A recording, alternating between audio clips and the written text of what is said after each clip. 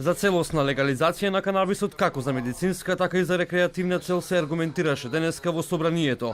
Идејата дека канабисот е штетен е неприфатлива, а законските решенија се небулозни. Вакви пораки се испратија до пратениците од собраниската говорница од Сдруженијето Билка и од нивните поддржувачи експерти. Бараат посериозен пристап во решавањето на состојбата со употребата на канабисот, при тоа образложувајќи дека со легализацијата на канабисот државата ќе има здравствени и особено економски придобивки. Говорам кога нема елементи за продажба. Дилери воопшто не оправдувам. Меѓутоа, ако некој има болен член на семејството и засади канабис, бидејќи нема финансиски средства за да купува масло од канабис на црниот пазар, тој ќе биде жестоко гонет.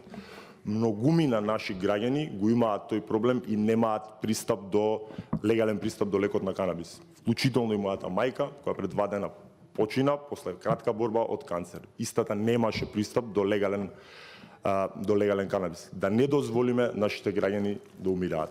Од собраниската говорница, докторката Аспазија Софијанова, зборувајќи за искуствата со деца и екстракти од канабис, нагласи дека кај новороденчињата кои страдаат при раѓање, кога има примарна оштета, може да се превенира секундарна оштета на мозокот. Тоа според неа е клучно во педијатријата. Овој тип на третман со канабисот би можел навистина да доведе особено кај оние кои што имаат дополнително пореметување во развојот прателно со моторика, бидејќи селективноста на ова улје ги точно рецепторите за моторниот систем афектуира. Значи го смирува она моторно надразнување. Тоа не можете да го постигнете дури никогаш ни со ниеден лек.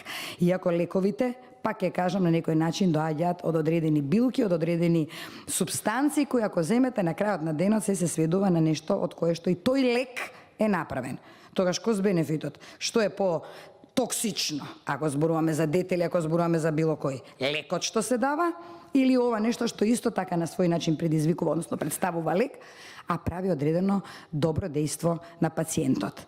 Првиот човек на клиниката за токсикологија, надоврзувајќи се на неговите колеги од медицината, дополнително посочи дека законот секако ќе биде донесен, но прашање е само кога.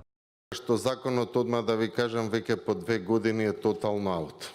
Ние се доведовме во ситуација да може само одредена група на лекари, специјалисти да може да препишуваат лек кој што, верувајте, е безбеден. 29 години работам на клиника за токсикологија и камо среќа сите пациенти што доаѓаат на нашава клиника да се така наречените напушени од марихуана. Бројот од кога е законот донесен е намален, не е зголемен, а се работи за пациенти кои што мислат дека се пациенти тие што се околу нив. Верувајте дека тоа се само расположени, кефлеисани народски да кажеме луѓе, без никакви сајд ефекти.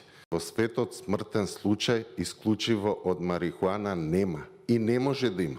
Европратениците, охрабрени од одлуката на Светската здравствена организација, усвоија резолуција со која се поддржува употребата на канабис во медицински цели и бараат дополнителни истражувања на тоа поле. Пратениците побара од Европската комисија и од властите во земјите членки на Европската унија да дефинираат што е медицински канабис, но и да се ограничи пристапот на малолетници до канабисот, оцени Европскиот парламент.